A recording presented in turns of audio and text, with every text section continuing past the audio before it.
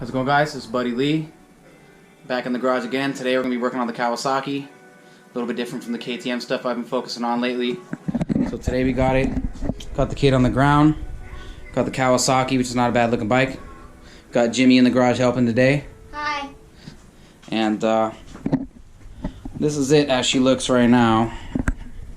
I mean, she's not a bad looking bike for a 99, to keep it real. It's a really good looking bike, and I'll keep the 99 plastics, but I feel like the 2020 conversion kit for the plastics and seat will give this bike, you know, an updated look at the very least, you know. So spent the 470 something bucks, whatever it transfers to American money with shipping, all the way from Spain, I believe. TX Race, shout out to them for making the kit. I saw this advertised on Facebook one day and decided to bite the bullet. That was all before my 2007 300 XCW pretty much destroyed itself, and so now I'll have two bikes that look new, except one is actually new, and this one I'm trying to make look new. So comes with the assembly instructions and all that good stuff. So looks like it's a pretty solid kit. So there's the before, and there's the after, what it's supposed to look like. So we're about to start on that. About to do the teardown on take all the panels off. And this is all just a bunch of 8mm bolts, so I'm not going to bore you guys or have you watch me do it. I'm just going to pull them off and take the seat off, and you'll see it bare naked, and then we'll go from there. Alright, so I got the rear bracket on, got the little guard for the intake on, and we'll continue going. I'm not going to bore you guys watching me put screws in.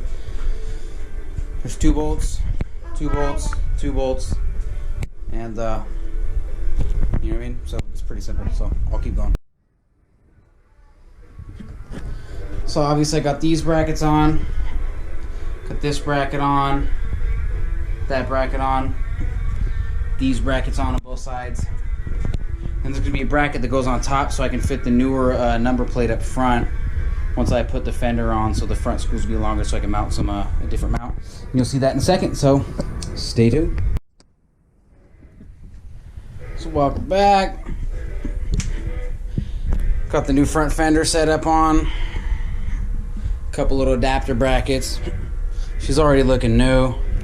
It's kind of weird seeing her be hella green instead of black, but so far I like it. We're gonna go from there, even though the frame is a little bit different green. Maybe I'll switch the color of the coolant hoses just to change it up so it's not all green. But yeah. So far she's going good, so we'll keep going. Looks new up front. So got the rear fender on. All the hardware and stuff and all the brackets that I showed you earlier. This is one that's going to hold the front of that up. You can see on the inside kind of what the hardware is looking like.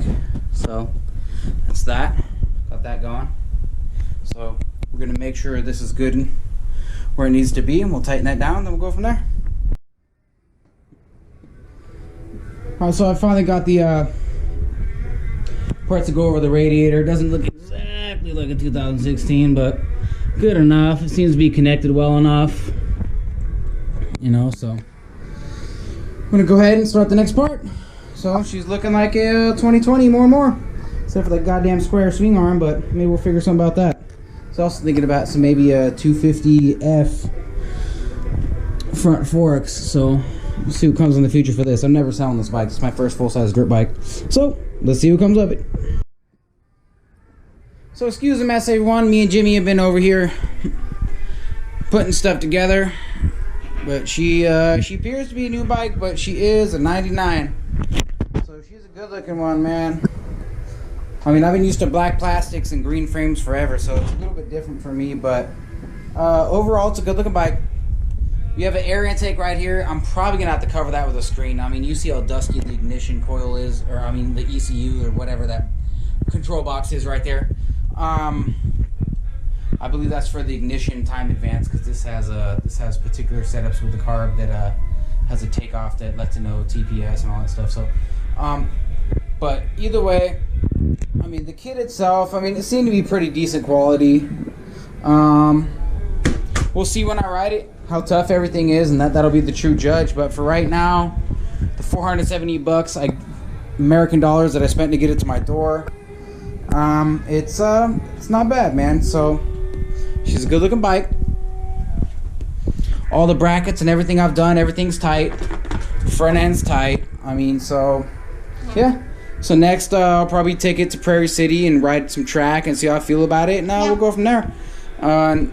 Jim's gonna ride his little KTM that is now back, and yeah, I mean it's a good looking bike. I mean, really, if nothing else, it's made the bike look stupendously improved because those black plastics were all scraped up. So the stickers weren't perfect. I tried to do them good. I'm not really a sticker guy. I mean, I usually don't have any graphics, to be honest, but they came with the kit, so I'm like, whatever.